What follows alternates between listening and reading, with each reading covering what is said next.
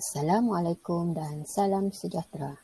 Sains tahun 5, Awan dan Hujan. Bersama Cikgu Siti Salma. Mari kita mengenali bagaimana pembentukan awan dan hujan berlaku. Topik hari ini ialah 8.2.3 memahami pembentukan awan dan hujan.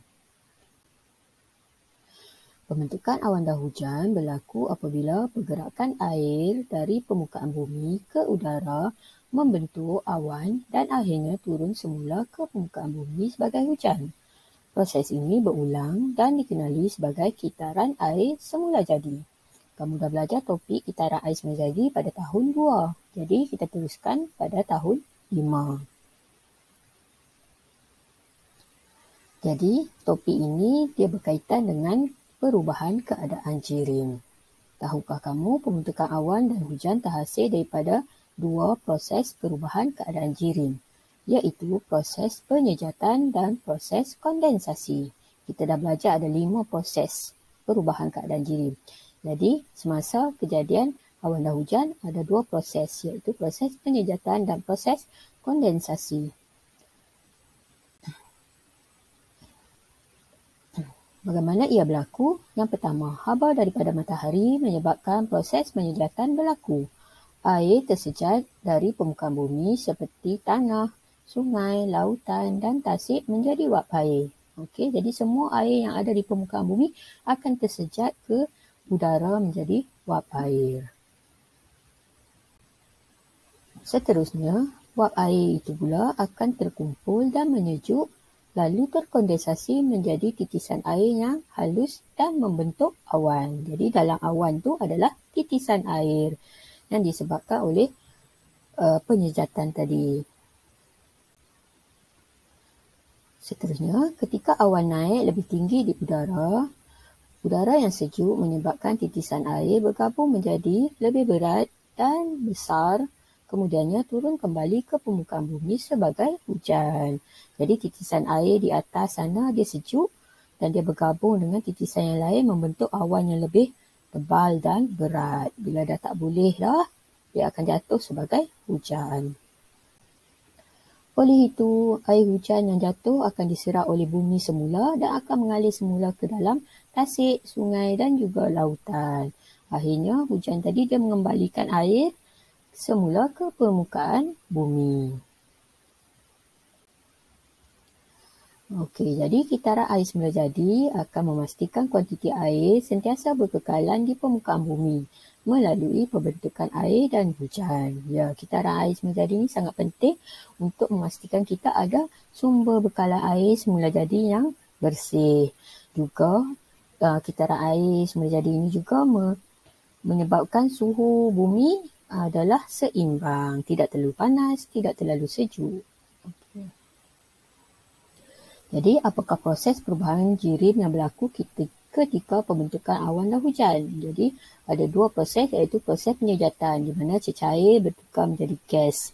Okey, apabila cahaya matahari tadi dah panaskan air di permukaan bumi, jadi cecair tadi akan bertukar menjadi wap air. Wap air itu ialah gas. Kemudian proses kondensasi berlaku apabila gas berubah kepada cecair, iaitu wap air tadi dia berubah semula menjadi titisan air untuk membentuk awan.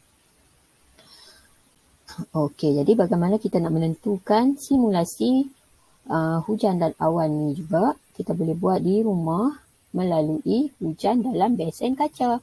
Kamu boleh rujuk dalam buku teks ada. Jadi apa yang diperlukan? Besen kaca. Kamu perlukan besen kaca yang besar, bekas plastik jernih yang kecil, sudu, air panas, garam, plastik pembalut makanan dan juga ketulan ais. Okey, jadi besen lebih kurang besar ni lah kaca. Kita akan masukkan air panas ke dalam besen sehingga hampir penuh. Kemudian masukkan 6 sudu besar garam dan adukkan larutan. Garam ni adalah untuk meningkatkan suhu air dalam besen kaca tersebut. Garam dia adalah satu pemangkin yang boleh menyejukkan sesuatu suhu atau nak memanaskan sesuatu suhu tersebut. Okey, kemudian yang kedua, letakkan bekas plastik jernih bersaiz kecil seperti raja di atas. Letakkan plastik ke atas besen kaca tadi. Kemudian tutup bahagian besen tadi dengan plastik pembalut makanan. Jadi masukkan dulu bekas tadi yang kosong tadi. Okey, kemudian baru tutup dengan plastik makanan. Yang ketiga, letakkan ketulan ais di atas plastik pembalut makanan. So, maksudnya besen yang panas tadi itu seperti matahari memanaskan permukaan air di permukaan bumi. Okey, dan besen yang kecil tadi tu ialah keadaan bumi kita lah. Okey, di udara kita.